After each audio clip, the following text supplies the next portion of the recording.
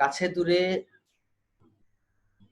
বাংলাদেশের সকল এলাকা থেকে যারা এই আমাদের অনলাইন ক্লাসে অংশগ্রহণ করেছো তাদের সবাইকে আমি আরো একবার স্বাগত জানাচ্ছি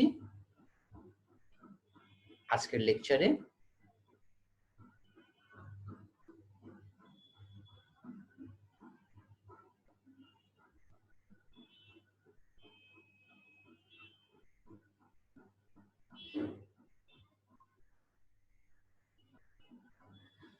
So, welcome once again to the online platform of National University Bangladesh.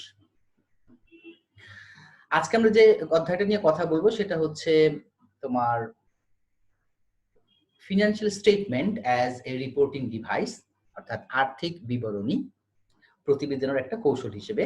তো গত লেকচারে আমরা দেখেছিলাম যে একটি সেবামূলক প্রতিষ্ঠানের আর্থিক বিবরণী কিভাবে প্রস্তুত করতে হয় এবং কিছু ছোট নিয়ম কানুন। তো আজকে আমাদের মেইন ফোকাসটা থাকবে তোমার অধ্যায় 9ই একই, কিন্তু আমরা ক্রয় বিক্রয়কারী প্রতিষ্ঠান যেটাকে ট্রেডিং কনসার্ন বলা হয়, সেই ট্রেডিং কনসার্নের যে মাল্টিপল স্টেপ ইনকাম স্টেটমেন্ট গুলো প্রস্তুত করা হয় সেই মাল্টিপল স্টেপ ইনকাম স্টেটমেন্টটা বেসিক্যালি ফোকাস দিয়ে আমরা দেখবো এবং ক্লাসিফাইড ব্যালেন্স শিটটা দেখবো বা ক্লাসিফাইড স্টেটমেন্ট অফ ফাইন্যান্সিয়াল পজিশনটা দেখবো। তো সেবামূলক প্রতিষ্ঠানের যে ফিনান্সিয়াল স্টেটমেন্ট আছে সিঙ্গেল স্টেপও করা যায়, মাল্টিপল স্টেপও করা যায়, তথ্যের উপরে ডিপেন্ড করে, রিকোয়ারমেন্টের উপরে ডিপেন্ড করে। তবে নরমালি তোমার সার্ভিস অর্গানাইজেশনের যখন ইনকাম স্টেটমেন্ট করতে বলে মাল্টিপলটা চায় না, সিঙ্গেল স্টেপ চায় অথবা শুধুমাত্র বলে যে ইনকাম স্টেটমেন্ট করতে হবে, কিন্তু মাল্টিপল স্টেপ চাইলে মাল্টিপল স্টেপ দিতে হবে। তার মানে সার্ভিস অর্গানাইজেশনের মাল্টিপল স্টেপও হয়, সিঙ্গেল স্টেপও হয়, আর ট্রেডিং কনসার্নেরও মাল্টিপল স্টেপ হয়, সিঙ্গেল স্টেপ ইনকাম স্টেটমেন্ট হয়। তবে ট্রেডিং কনসার্নের যখন অঙ্ক দেয় তখন ম্যাক্সিমাম ক্ষেত্রে তোমার মাল্টিপল স্টেপ ইনকাম স্টেটমেন্টটা চায়। তো আজকে আমরা ফোকাসটা সেখানে দিব, মাল্টিপল স্টেপ ইনকাম স্টেটমেন্ট কিভাবে করতে হবে এবং ক্লাসিফাইড ব্যালেন্স শিট বা স্টেটমেন্ট অফ ফাইন্যান্সিয়াল পজিশনটা কিভাবে করতে হবে সেটা আমরা দেখব। তো আশা করি গত ক্লাসের আমাদের যে আর্থিক বিবরণী কাকে বলে, আর্থিক বিবরণীর কয়টা অংশ, 5টা অংশ ছিল, সেগুলি তোমাদের মনে আছে। আয় বিবরণী, মালিকানা সত্ত্বের বিবরণী বা সংরক্ষিত আয় বিবরণী, আর্থিক অবস্থার বিবরণী, তারপর নগদ প্রবাহ বিবরণী এবং টিকা ও ব্যাখ্যায় 5টা অংশ ছিল, সেটা আমরা গত ক্লাসে আলোচনা করেছিলাম। আজকে আমরা যেটা দেখব আয় বিবরণী, বিশেষ করে ক্রয় বিক্রয়কারী প্রতিষ্ঠানের যে আয় বিবরণীটা রয়েছে সেই আয় বিবরণীর যে বিভিন্ন মাল্টিপল স্টেপ ইনকাম স্টেটমেন্টের যে বিভিন্ন দফাগুলো আছে সেই দফাগুলো নিয়ে আমরা আলোচনা করব। দেখো, মাল্টিপল স্টেপ ইনকাম স্টেটমেন্টে আমাদেরকে কিন্তু অপারেটিং রেভিনিউ, নন operating revenue, direct operating revenue, indirect operating revenue, direct operating expense, indirect operating expense সবগুলো ভাগ দেখাইতে হয়। এর জন্য এটার নাম হচ্ছে মাল্টিপল স্টেপ ইনকাম স্টেটমেন্ট। এই মাল্টিপল স্টেপ ইনকাম স্টেটমেন্টে তোমার ডিরেক্ট রেভিনিউ একটা করে একটু বলে দিই, গত ক্লাসে যদিও বলেছিলাম যে ডিরেক্ট রেভিনিউ বলতে সেলস রেভিনিউ অথবা সার্ভিস রেভিনিউ। তার মানে ব্যবসা প্রতিষ্ঠানটি মেইনলি যে রেভিনিউটা, মেইনলি যে রেভিনিউর উপরে সে ডিপেন্ড করছে, যে পণ্যটা কেনা বেচা করছে সেই পণ্যটা বিক্রি করে যেটা পাচ্ছে সেলস রেভিনিউ, অথবা যদি সেটা সার্ভিস অর্গানাইজেশন হয় তাহলে মেইনলি যে সার্ভিসটা দিয়ে, মেইন যে সার্ভিসটা দিয়ে সে রেভিনিউটা করছে সার্ভিস রেভিনিউ। এই দুইটা হচ্ছে তোমার ডিরেক্ট অপারেটিং রেভিনিউ। এছাড়াও ইনডিরেক্ট অপারেটিং রেভিনিউ যেমন ধরো profit on consignment, discount receipt, গত ক্লাসেও বলেছিলাম, এগুলো হচ্ছে ইনডিরেক্ট তোমার অপারেটিং রেভিনিউ। আর নন অপারেটিং রেভিনিউ হচ্ছে এগুলো বাদে যেগুলো আছে, যেমন ধরো বিনিয়োগের সুদ প্রাপ্তি, ইন্টারেস্ট অন ইনভেস্টমেন্ট, তারপরে সাব রেন্ট, উপভাড়া বা সাব রেন্টালও বলে, উপভাড়াটের নিকট হতে ভাড়া প্রাপ্তি, বিনিয়োগের সুদ প্রাপ্তি, তারপরে ধরো তোমার স্থায়ী সম্পত্তি বিক্রয় জড়িত মুনাফা, এগুলো ছিল তোমার মানে gain on sale of fixed asset, এগুলো হচ্ছে তোমার নন অপারেটিং রেভিনিউ। আর এরপর আসো অপারেটিং এক্সপেন্স। এই অপারেটিং এক্সপেন্সের আবার ডিরেক্ট অপারেটিং এক্সপেন্স কোনটা? ডিরেক্ট অপারেটিং এক্সপেন্স হচ্ছে কস্ট অফ গুডস সোল্ড। আর ইনডিরেক্ট অপারেটিং এক্সপেন্স, যেটাকে আমরা ইনডিরেক্ট বলি না, লেখার সময় অপারেটিং এক্সপেন্সটাই লিখি। এই ইনডিরেক্ট অপারেটিং এক্সপেন্স বা অপারেটিং এক্সপেন্স হচ্ছে দুই ভাগে বিভক্ত, সেলিং এক্সপেন্স এবং অ্যাডমিনিস্ট্রেটিভ এক্সপেন্স। মনে রাখবা, সেলিং এক্সপেন্স এবং অ্যাডমিনিস্ট্রেটিভ এক্সপেন্স। আর নন অপারেটিং এক্সপেন্স হচ্ছে তোমার যে সুদ, তারপরে ধরো interest on capital, interest on loan, এরপরে তোমার অ্যাবনরমাল লস, অথবা ধরো loss on sale of fixed asset, এগুলো হচ্ছে তোমার নন অপারেটিং এক্সপেন্স। তো এখন আসো ইনকাম স্টেটমেন্ট আমরা যখন দেখাবো তখন কোনটার সাথে কি রিলেশন আছে একটু দেখে নেই। প্রথমেই আসো নেট সেলস। নেট সেলসটা কিভাবে করবা, কারণ আমরা আগে বলেছি যে প্রথমে আমরা রেভিনিউ দেখ, ইনকাম স্টেটমেন্ট শুরু হয় রেভিনিউ দিয়ে, রেভিনিউর মধ্যে ডিরেক্ট অপারেটিং রেভিনিউ, তো ওটা direct operating revenue sales revenue ধরো, তো সেলস রেভিনিউ আমাকে কি করতে হবে, প্রথমে নেট করতে হবে, নেট সেলস করতে হবে। তো নেট সেলসটা কিভাবে হয় দেখো, গ্রস সেলস যেটা দেয়া থাকবে ট্রায়াল ব্যালেন্সে, এই গ্রস সেলস থেকে দুটো আইটেম মাইনাস করবা, সেলস ডিসকাউন্ট এবং সেলস রিটার্ন। এখন এই সেলস রিটার্ন এন্ড অ্যালাউন্সেস এবং সেলস ডিসকাউন্ট এই দুইটার মধ্যে যদি একটা থাকে একটা মাইনাস করবা, দুইটা থাকলে দুটোটা মাইনাস করবা, একটাও না থাকলে সেই ক্ষেত্রে গ্রস সেলসটাই হয়ে যাবে নেট সেলস। কিন্তু সেলসকে নেট করার উপায় হচ্ছে গ্রস সেলস থেকে সেলস ডিসকাউন্ট এবং সেলস রিটার্ন মাইনাস করতে হবে। এখানে আমরা মাইনাস দিয়ে দুইটা ব্র্যাকেটে প্লাস করেছি, তুমি ইচ্ছে করলে আলাদা আলাদা করে মাইনাস করতে পারো, অর্থাৎ gross sales minus sales discount minus sales return, sales return analysis হয়ে গেল নেট সেলস। একইভাবে নেট পারচেজ কিভাবে করবা, নেট পারচেজ যেহেতু ক্রয় বিক্রয়কারী প্রতিষ্ঠান তাহলে পারচেজ তো থাকবেই, এই পারচেজকে নেট কিভাবে করবা, গ্রস পারচেজ বা পারচেজ যেটা থাকবে সেখান থেকে সিমিলারলি পারচেজ ডিসকাউন্ট এবং পারচেজ রিটার্ন দুটোকে মাইনাস করবা, তাহলে হয়ে যাবে নেট পারচেজ। এখন এই নেট পারচেজ থেকে একটু সামনের দিকে আগাও, নেট সেলস তো সেখানে শেষ, কিন্তু নেট পারচেজ থেকে কস্ট অফ গুডস সোল্ড কিভাবে যাবো দেখো, এই নেট পারচেজ থেকে এই নেট পারচেজের সাথে তোমার এই যে দেখো, এই যে নেট পারচেজ হলো কিভাবে হচ্ছে, purchase minus purchase return minus purchase discount, এটা হলো তোমার নেট পারচেজ। এই নেট পারচেজের সাথে ট্রান্সপোর্টেশন ইন, ফ্রেট ইন মানে বাংলা যেটাকে বলে ক্রয় পরিবহন, এই ক্রয় পরিবহনটা যোগ করলে এটা নাম হয় নেট কস্ট অফ পারচেজ। তাহলে দেখো নেট পারচেজ আর নেট কস্ট অফ পারচেজের মধ্যে কিন্তু একটু পার্থক্য রয়েছে।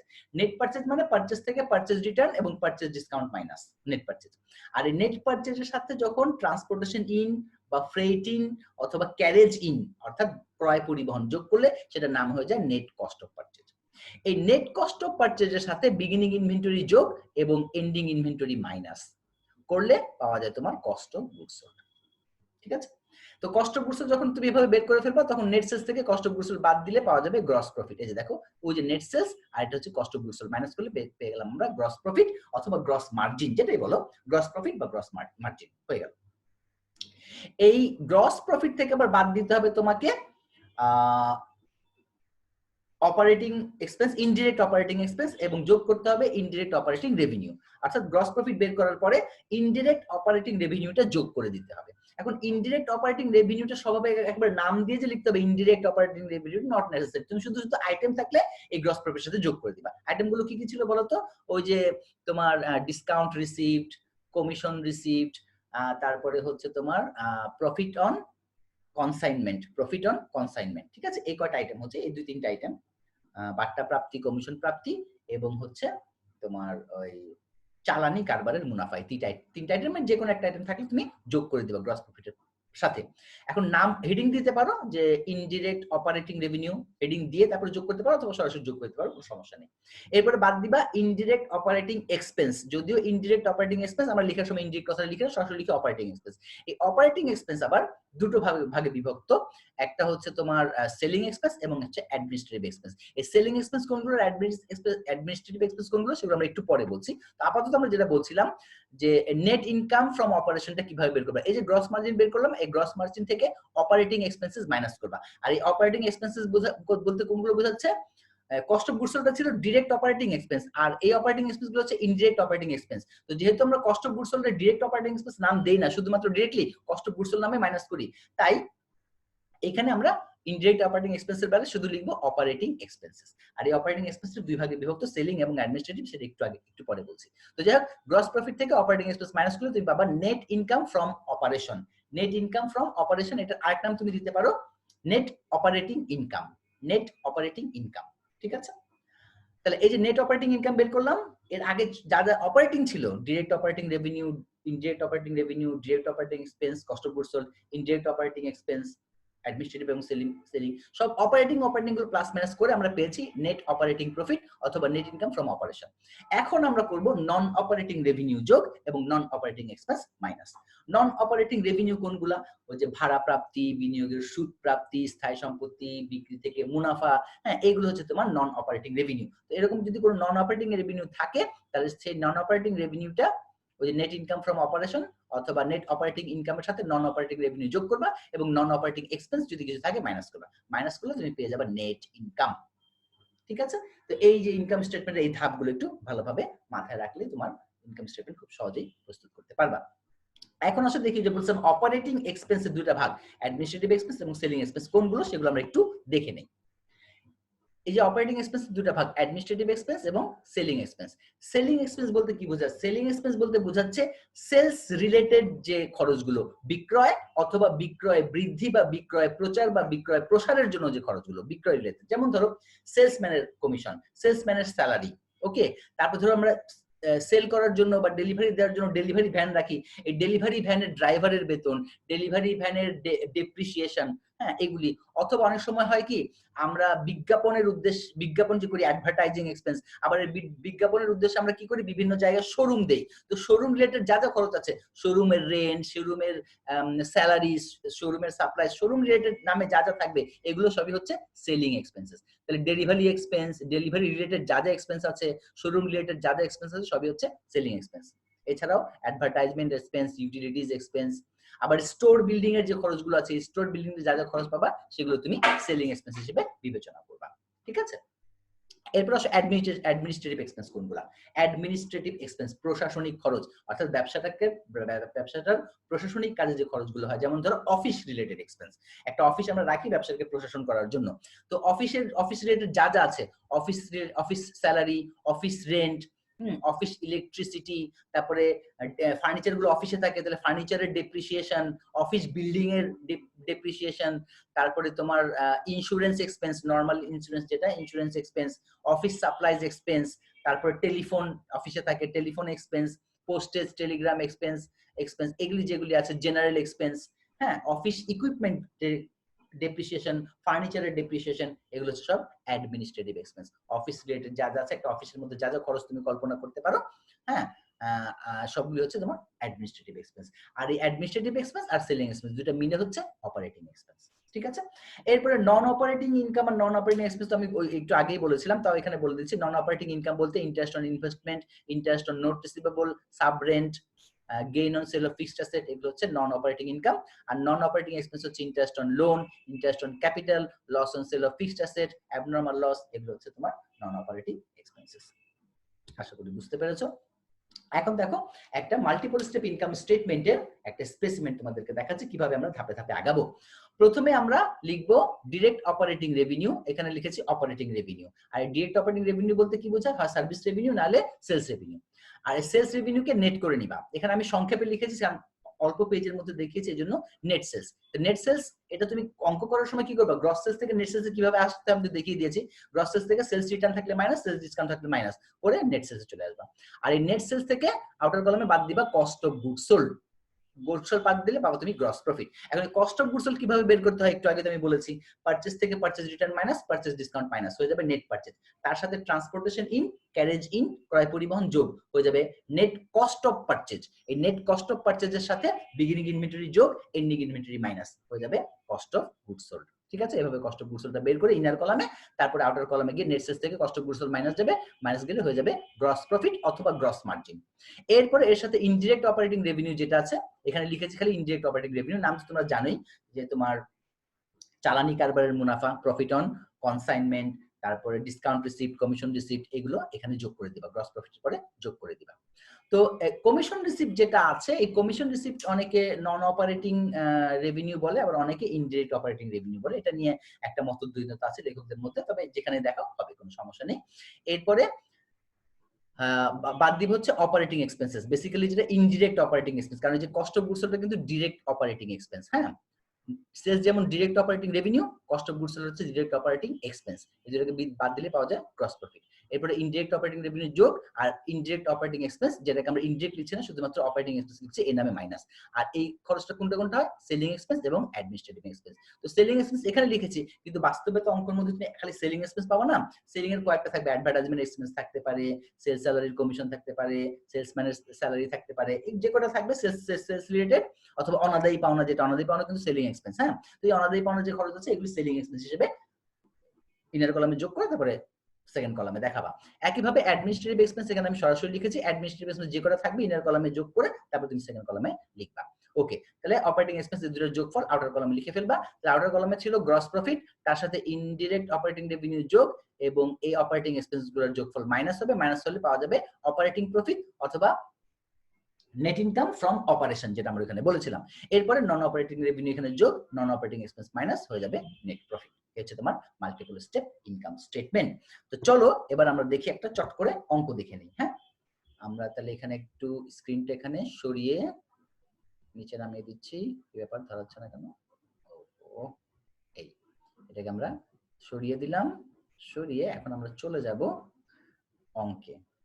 ফাইন কোশ্চেন এবং সলিউশন। প্রথমে আমরা চলে যাব কোশ্চেনে। তোমাদের সামনে একটা কোশ্চেন আমি রেখেছি, একটা ট্রায়াল ব্যালেন্স। এটা তোমার বেসিক্যালি একটা ট্রেডিং কনসার্ন। দেখো অঙ্কটা একটা ট্রায়াল ব্যালেন্স দেয়া আছে। ক্যাশ ৭৫,০০০, হাবিবের ক্যাপিটাল ১ মালিকানা কারবারের অঙ্ক ২,৫০,০০০, ফার্নিচার আছে ৪৫,০০০, ফার্নিচার ফিক্সড অ্যাসেট, ক্যাশ ছিল তোমার কারেন্ট অ্যাসেট, হাবিবের ক্যাপিটাল তো আছে, accumulated depreciation of furniture credit দিকে ১৫,০০০, ইকুইপমেন্ট আছে ৬০,০০০, এটার অ্যাকুমুলেটেড ডেপ্রিসিয়েশন আছে ২০,০০০, হাবিবের ড্রয়িংস আছে ২০,০০০, ইনভেন্টরি ১/১/২০১০, ১/১ মানে হচ্ছে প্রারম্ভিক মজুদ আর কি, ওপেনিং ইনভেন্টরি বা বিগিনিং ইনভেন্টরি ২০,০০০, তার না সরি ৫০,০০০। এরপরে পারচেজ এক্সপেন্স মানে পারচেজ বুঝাচ্ছে আর কি ২,৫০,০০০, অ্যাকাউন্ট রিসিভেবল প্রাপ্য হিসাব, কারেন্ট অ্যাসেট ২ লক্ষ, ইন্টারেস্ট রেভিনিউ একটা পেলাম, ইন্টারেস্ট রেভিনিউ আছে, নন অপারেটিং রেভিনিউ ৭,০০০, স্যালারিজ এক্সপেন্স ৩১,৫০০, সেলস রেভিনিউ ৩,৮০,০০০, পারচেজ রিটার্ন ১০,০০০, ট্রান্সপোর্টেশন ইন ২৪,৫০০, রেন্ট এক্সপেন্স ১২,০০০, সেলস রিটার্ন ৮,০০০, সেলস রিটার্ন আছে, সেলস থেকে মাইনাস করতে হবে মনে রাখবা। যাই হোক ৮,০০০। আর কি আছে, notes receivable current asset ১৬,০০০, accounts payable ১,২০,০০০, notes payable current liability 10,০০০, এরপরে আনএক্সপায়ার্ড ইন্স্যুরেন্স, আনএক্সপায়ার্ড মানে প্রিপেড ইন্স্যুরেন্স আর কি ১২,০০০, অফিস সাপ্লাইজ এক্সপেন্স ৮,০০০। এই কয়েকটা আইটেম আছে। তবে এই কয়েকটা আইটেমের মধ্যে আমরা দেখতে পেলাম মোটামুটি পারচেজ রিটার্ন আছে, যেটা পারচেজ থেকে মাইনাস যাবে, সেলস রিটার্ন আছে, সেলস থেকে মাইনাস যাবে, মোটামুটি এগুলি দেখলাম। এখন একটু অ্যাডজাস্টমেন্টটা দেখে নেই। হ্যাঁ, ইনভেন্টরি অন ৩১/১২/২০১০ ইজ টাকা ৬০,০০০, তার মানে মজুদ সমাপনী মজুদ ৩১ তারিখে অর্থাৎ হিসাবকালের শেষ তারিখে সমাপনী মজুদ পণ্য হচ্ছে ৬০,০০০ টাকা। The allowance for doubtful account to be maintain টাকা ১,০০০, অনাদায়ী পাওনার সঞ্চিতির ব্যবস্থা করতে হবে ১,০০০, ইন্স্যুরেন্স এক্সপায়ার্ড, ওখানে ছিল আনএক্সপায়ার্ড মানে প্রিপেইড, আর এখানে বলছে ইন্স্যুরেন্স এক্সপায়ার্ড হয়েছে অর্থাৎ ইন্স্যুরেন্স খরচ হয়ে গিয়েছে। এক্সপায়ার্ড অংশ মানে খরচ হওয়া, তো ইন্স্যুরেন্স খরচ হয়েছে সারা বছরে ৫,৫০০, salary incurred but not paid, অর্থাৎ বেতন সংগঠিত হয়েছে কিন্তু এখনো পরিশোধ করেনি, তার মানে বকেয়া আছে, এটা স্যালারির সাথে যোগ হবে এবং কারেন্ট লায়াবিলিটি দিকে দেখাইতে হবে। তাহলে salary incurred but not paid ৩,০০০, যে কোনো খরচ বকেয়া থাকলে সেটা সংশ্লিষ্ট খরচের সাথে যোগ হবে একবার, আর আরেকবার হচ্ছে বকেয়া খরচ যেহেতু কারেন্ট লায়াবিলিটি। তো ঠিক আছে, furniture and equipment are to be depreciated by 5% and 10% respectively on original cost. Original cost মানে হচ্ছে কস্ট প্রাইস যেটা আছে এই কস্টের উপরে 5% ধরতে হবে ফার্নিচারের উপরে ডেপ্রিসিয়েশন, 10% ধরতে হবে ইকুইপমেন্টের উপরে ডেপ্রিসিয়েশন। ডেপ্রিসিয়েশন ধরার নিয়ম কি, একবার দেখাতে হবে তোমার ইনকাম স্টেটমেন্টে খরচ হিসেবে, আর আরেকবার এই ডেপ্রিসিয়েশনটা অ্যাকুমুলেটেডের সাথে যোগ হয়ে ওই ফিক্সড অ্যাসেট থেকে মাইনাস করে দেখাতে হবে স্টেটমেন্ট অফ ফাইনান্সিয়াল পজিশনে।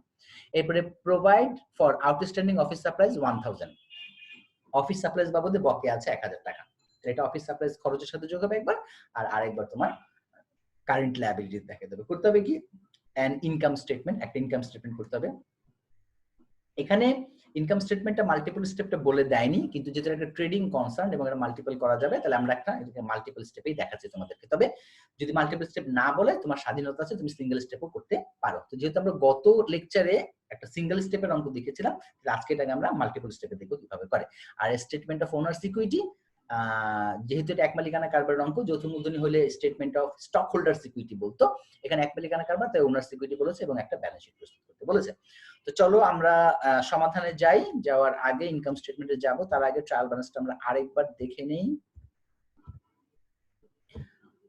ওকে, আমরা একটু ছোট করে দেই তাহলে পুরোটা চলে আসবে। অলরাইট, এই তো এখানে আমরা প্রথমে কোনটা লিখবো, ইনকাম স্টেটমেন্টে যাওয়ার আগে ইনকাম স্টেটমেন্টে ছক করব, কলাম 3টা রাখার চেষ্টা করব, কেউ কেউ 4টা রাখে, কেউ কেউ 3টা রাখলে হয়ে যায়। এই যে আমরা 3টা এখানে রেখেছি 1 2 3 এবং একেবারে একটাকে ইনার কলাম হিসেবে ব্যবহার করেছি। ওকে, তাহলে এখানে ইনকাম স্টেটমেন্টে আমরা প্রথমে কি লিখবো, ডিরেক্ট অপারেটিং রেভিনিউ, এটাকে তুমি শুধুমাত্র হেডিং দিতে পারো রেভিনিউ অথবা অপারেটিং রেভিনিউ অথবা ইনকাম, এইটা হেডিং দিয়ে শুরু করতে পারো। অপারেটিং রেভিনিউ মানে অপারেটিং রেভিনিউর মধ্যে দুইটা হয়, একটা সার্ভিস রেভিনিউ একটা সেলস রেভিনিউ। যেহেতু এখানে সেলস দেখেছি তাহলে সেলস করতে হবে এবং সেলসকে নেট করতে হবে। তো সেলসকে নেট করতে হবে কেমনে, কিভাবে বুঝলাম, যে ওইখানে তোমার যে সার্ভিস সেলস ছিল একটা পেয়েছি, কিন্তু আমরা এখানে সেলস রিটার্ন, এই যে দেখো সেলস রিটার্ন 8,000 টাকা এখানে দেখাই, এই যে দেখো সেলস রিটার্ন 8,000 আছে, আর সেলস কত আছে দেখলাম, ক্রেডিট দিকে দেখো, এই যে সেলস রেভিনিউ 3,80,000, তাহলে সেলস ডিসকাউন্ট পাইনি, তাহলে সেলস থেকে সেলস রিটার্ন মাইনাস করবো, নেট সেলস করে ফেলবো, চট করে চলে যাই। এই যে দেখো অপারেটিং ইনকাম, মানে ডিরেক্ট অপারেটিং ইনকাম বা অপারেটিং ইনকাম সেলস, সেলসটাকে লিখেছি শেষ থেকে আগের কলামে, সেল 3,80,000 আর রিটার্ন ছিল 8,000, বিয়োগ করলে নেট সেলস দাঁড়ালো 3,72,000, আউটার কলামে লিখে দিলাম। এখন এই নেট সেলস থেকে বাদ যাবে কি, কস্ট অফ গুডস সোল্ড, তাহলে হেডিং দিলাম less cost of goods sold.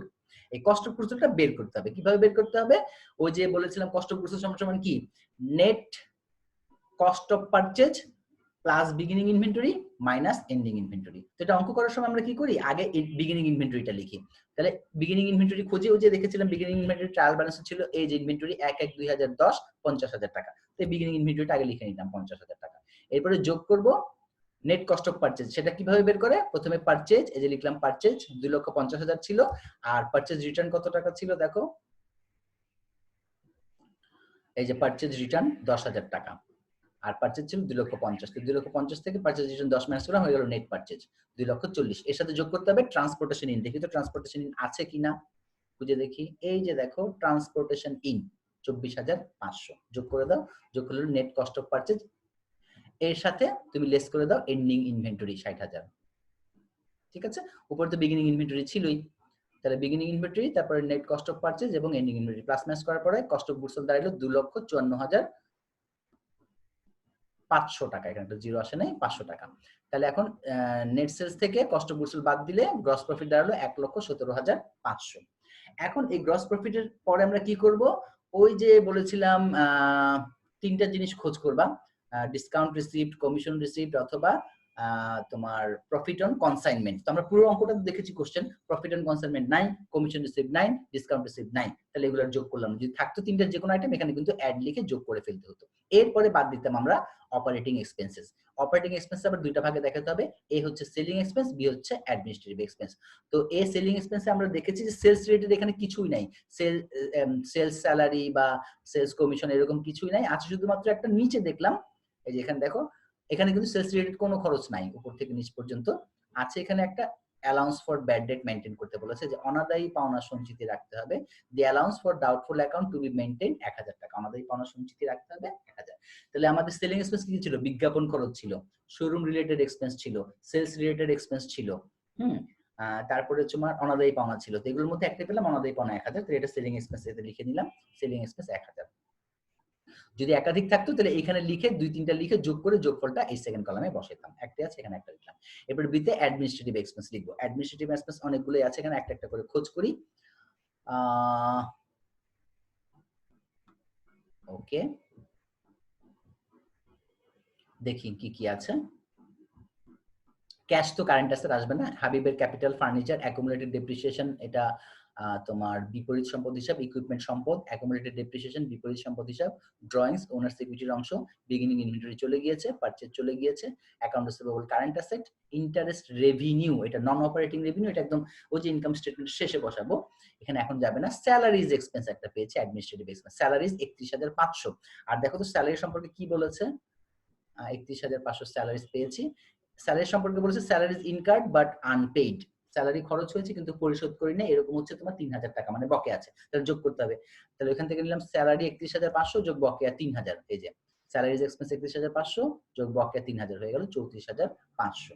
এরপর আবার দেখি স্যালারির পরে কি আছে, স্যালারির পরে আছে তোমার সেলস রেভিনিউ গেছে, পারচেজ রিটার্ন হয়ে গেছে, ট্রান্সপোর্টেশন ইন হয়ে গেছে, রেন্ট এক্সপেন্স 12,000, রেন্ট সম্পর্কে কিছু বলেছে কি দেখি তো, রেন্ট সম্পর্কে কিছু বলেনি, তাহলে রেন্ট এক্সপেন্স 12,000 দিয়ে দেই, রেন্ট, এই যে রেন্ট এক্সপেন্স 12,000 লেখা হলো। এরপরে গত অঙ্কে আমরা অ্যাডজাস্টমেন্ট দেখে অঙ্কটা করেছিলাম, অ্যাডজাস্টমেন্ট ধরে তারপর ট্রায়াল ব্যালেন্স, এখন আমরা ট্রায়াল ব্যালেন্স আগে ধরে অ্যাডজাস্টমেন্ট দুইভাবেই দেখাচ্ছি আর কি। তো আমরা স্যালারি গিয়েছে, এরপর আমরা রেন্ট এক্সপেন্স 12,000 লিখলাম, এরপরে হচ্ছে সেলস রিটার্ন, তো সেলস থেকে মাইনাস গিয়েছে, নোটস রিসিভেবল এটা current asset, accounts payable current liability, notes payable current liability, unexpired insurance, unexpired insurance তো হচ্ছে তোমার প্রিপেড ইন্স্যুরেন্স, এটা হচ্ছে তোমার চলতি সম্পদ, কিন্তু এখানে ইন্স্যুরেন্স সম্পর্কে একটা কি জানি বলেছিলাম, একটু দেখে নেই একবার যখন পড়েছিলাম। Insurance expired during the year, সারা বছরে ইন্স্যুরেন্স এক্সপায়ার্ড হয়েছে মানে খরচ হয়েছে 5,500। তাহলে আমরা তো ইনকাম স্টেটমেন্টে খরচের অংশটুকু দেখাবো, তাহলে খরচ হচ্ছে 5,500, এটুকু দেখাই দিই। ইন্স্যুরেন্স এক্সপেন্স 5,500, এই যে ইন্স্যুরেন্স এক্সপেন্স 5,500 দেখিয়ে দিলাম। আচ্ছা, এরপরে অফিস সাপ্লাইজ এক্সপেন্স 8,000, আর এখানে অফিস সাপ্লাইজ এক্সপেন্স সম্পর্কে কোনো অ্যাডজাস্টমেন্ট নেই, তাহলে অফিস সাপ্লাইজ এক্সপেন্স 8,000 দেখিয়ে দিই।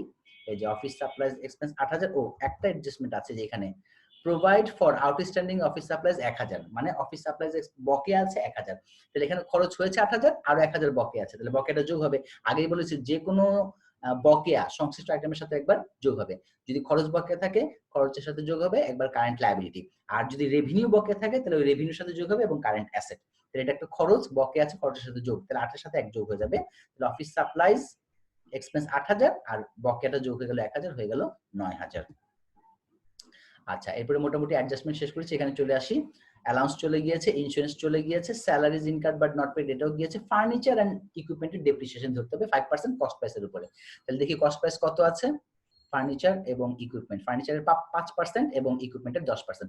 ফার্নিচার আছে 45,000 টাকা, এটার 5% হচ্ছে 22,000, সরি 2250, 2,250। তাহলে যে দেখো ডেপ্রিসিয়েশন এক্সপেন্স অন ফার্নিচার 2250, আর ইকুইপমেন্ট ছিল 60,000, এর 10% হচ্ছে 6,000। হয়ে গেল, মোটামুটি সব খরচ বসানো হয়ে গিয়েছে। এখন কি করব, এই খরচগুলোকে যোগ করে অ্যাডমিনিস্ট্রেটিভ যে কটা আছে সে কটাকে যোগ করে আউটার কলামে লিখব। তাহলে দেখো ইনার কলামটা আমরা কখন ব্যবহার করি, পার্টিকুলার এক্সপেন্সের সাথে যদি কোনো বকেয়া বা অগ্রিম থাকে তাহলে সেটাকে এই ইনার কলামটা ব্যবহার করে যোগ বিয়োগ করে তারপরে থার্ড কলামে লিখি।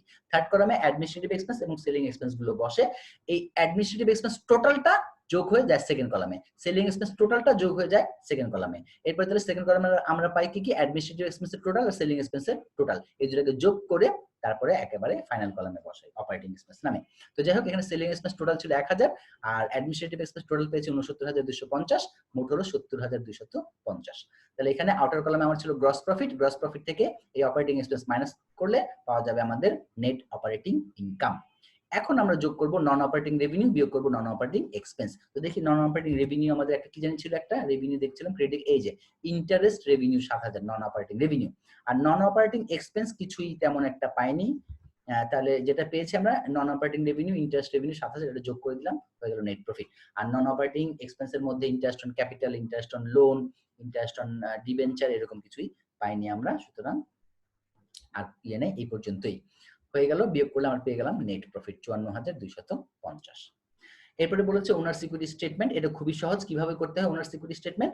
বিগিনিং ক্যাপিটাল, তার সাথে এই যে নেট প্রফিট হয়েছে এটাকে যোগ করে দিতে হবে, আর লস হলে বিয়োগ আর প্রফিট হলে যোগ, আর তার যদি ড্রয়িংস থেকে থাকে তাহলে ড্রয়িংস মাইনাস করতে হবে। আমরা দেখে নিই একটু, আসো।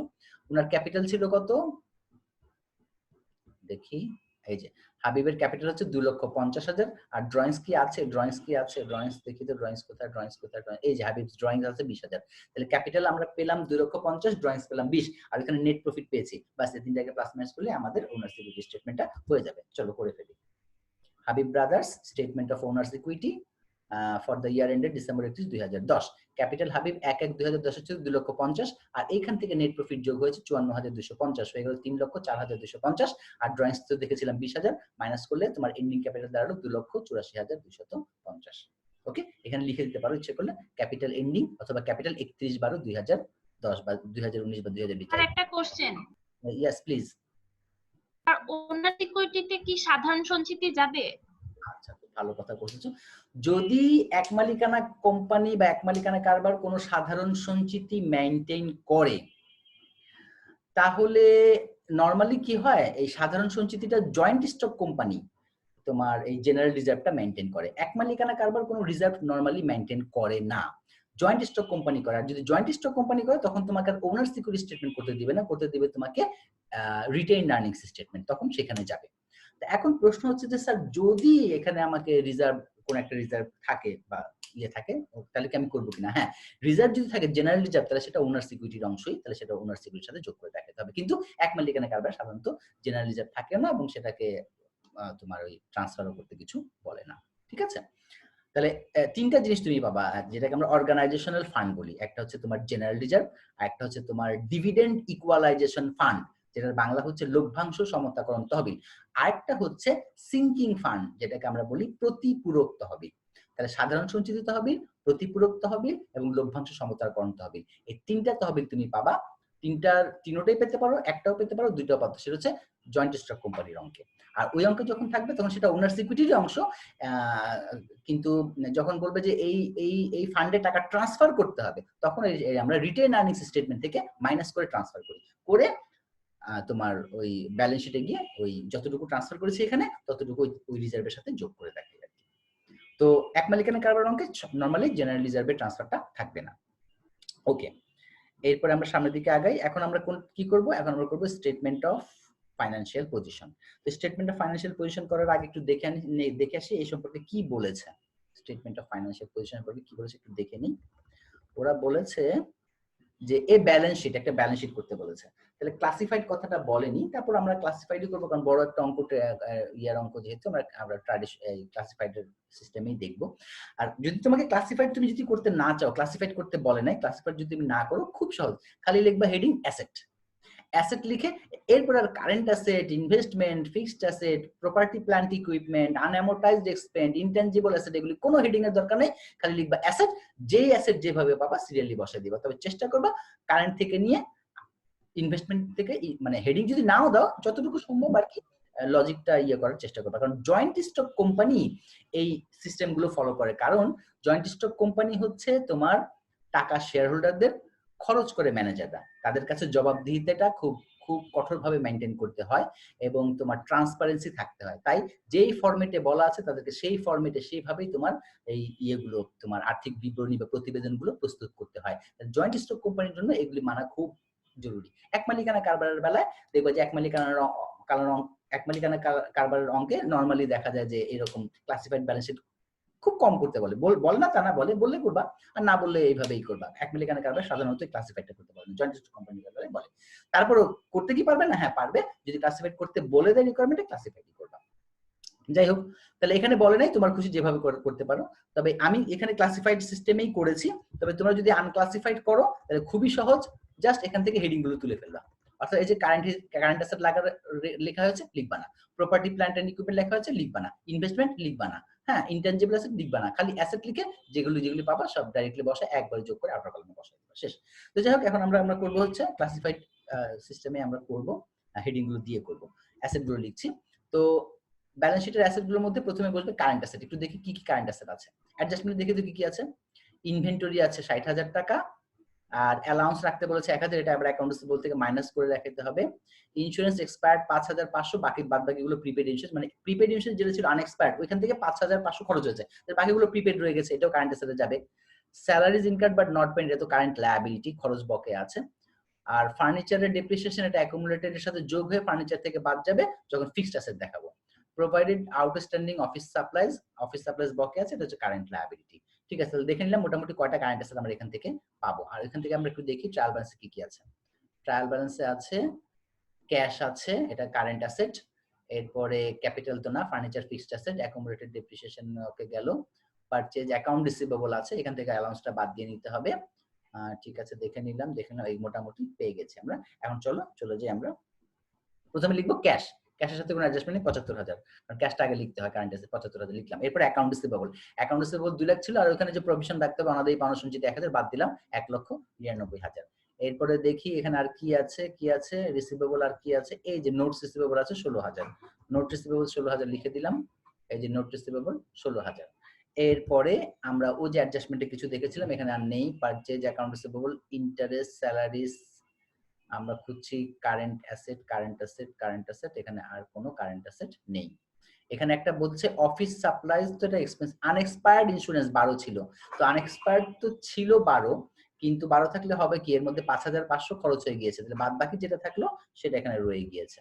তো দেখি আমাদের কত টাকা রয়ে গেল। আনএক্সপায়ার্ড ইন্স্যুরেন্স 6,500, 12 থেকে 5,500 বাদ দাও, 6,500। এখানে তুমি ইচ্ছে করলে ব্র্যাকেটে বিয়োগ করে দেখাতে পারো, 12,000 ছিল, এর মধ্যে 5,500 খরচ হয়েছে, রয়ে গিয়েছে 6,500। এরপরে হচ্ছে ইনভেন্টরি, এন্ডিং ইনভেন্টরি কত ছিল, এই যে 60,000 টাকা ছিল এন্ডিং ইনভেন্টরি 60,000, যোগ করে দাও, হয়ে গেল কারেন্ট অ্যাসেট।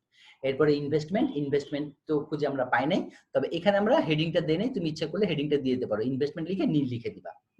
আগের অঙ্কে আমরা দেখিয়েছিলাম। তো ইনভেস্টমেন্ট লিখে এখানে নীল লিখে দিবা, অথবা না লিখলে সমস্যা নেই, যেহেতু ইনভেস্টমেন্টটা নেই। অর্থাৎ কোনো একটা আইটেম যদি একান্ত না থাকে ওটা না লিখলে কোনো সমস্যা নেই, তবে লিখে দিলে ভালো, লিখে দিবা। এরপরে হচ্ছে ফিক্সড অ্যাসেট অথবা প্রপার্টি প্ল্যান্ট এন্ড ইকুইপমেন্ট। দেখি ফিক্সড অ্যাসেট কি কি ছিল, ওই যে ফার্নিচার ছিল, ইকুইপমেন্ট ছিল, এই দুইটাই ছিল ফিক্সড অ্যাসেট।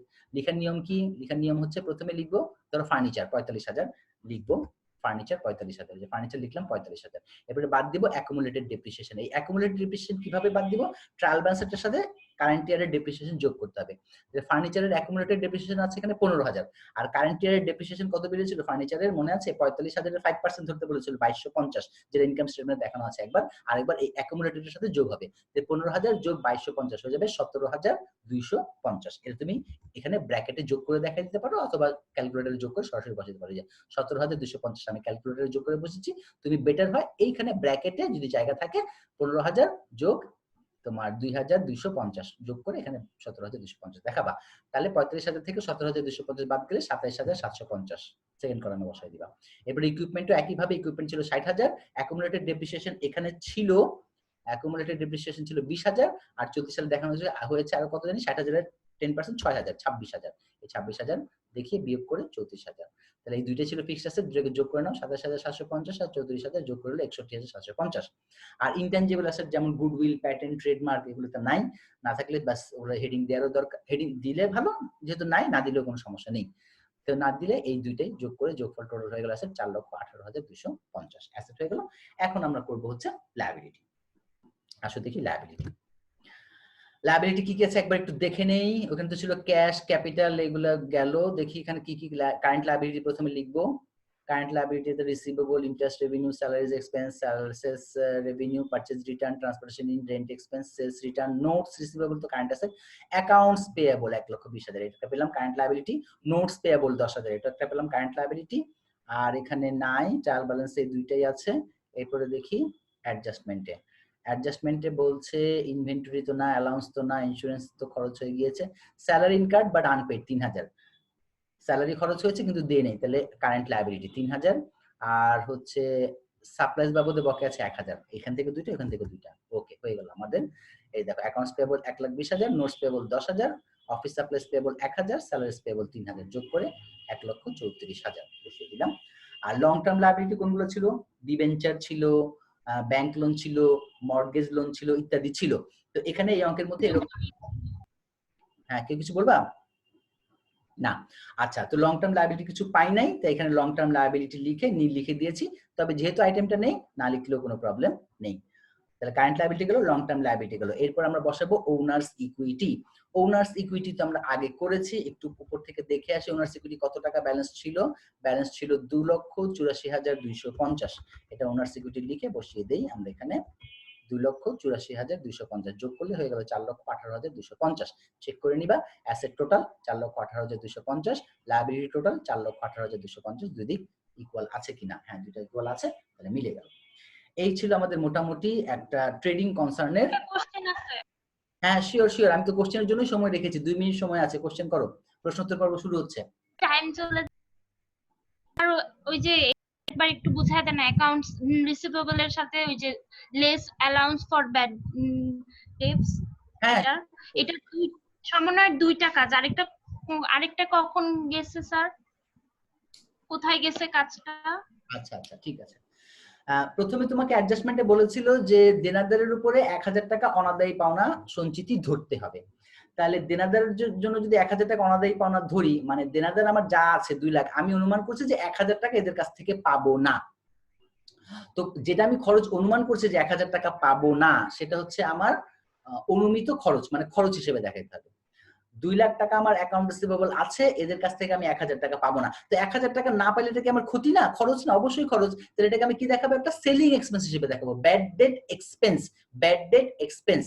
যদিও সেটা অনাদায়ী পাওনা সঞ্চিতি রাখতেছে, তুমি যখন জাবেদা দিবা, যে তোমাকে বললো ধরো 1,000 টাকা অনাদায়ী পাওনা সঞ্চিতি রাখতে হবে, তুমি জাবেদা কি দিবা, bad date expense debit, allowance for bad date credit, bad date expense debit, allowance for bad date credit. তাহলে এই ব্যাড ডেট এক্সপেন্স ডেবিট তার মানে খরচ, ইনকাম স্টেটমেন্ট একবার খরচ দেখাতে হবে, ব্যাড ডেট এক্সপেন্স। আর এই টাকাটা আমরা খরচ দেখিয়েছি, কিন্তু খরচ কিন্তু ফাইনাল না, এটা আমি অনুমান করেছি, যেহেতু অনুমান করেছি তাহলে একটা সঞ্চিতিতে রেখে দিতে হবে। তাহলে 1000 টাকা চলে যাবে অনাদায়ী পাওনা সঞ্চিতিতে।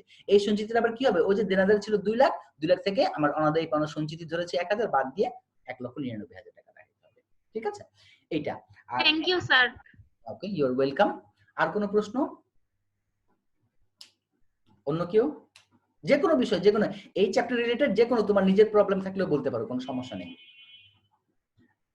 আচ্ছা, নেই, তাহলে কারো প্রবলেম না থাকলে আমরা ক্লাস এখানে শেষ করছি। সবাই ভালো থাকো, সুন্দর থাকো, সুস্থ থাকো, বাসায় সেফলি থাকো, নিরাপদে থাকো। আর ক্লাসগুলো ইউটিউবে বারবার করে দেখো, প্রত্যেকটা ক্লাসই বারবার করে দেখবা, কোথাও আটকে গেলে আবার আর কালকে যে 9টার দিকে আসেন নাই, কালকে 9টার দিকে, কালকে একটু 9:15 আমরা চলে এসেছি, আগামী ক্লাস ইনশাআল্লাহ 9টার সময় জয়েন করব। সবাই ভালো থাকো। আমরা ক্লাস তাহলে এখানে শেষ করছি।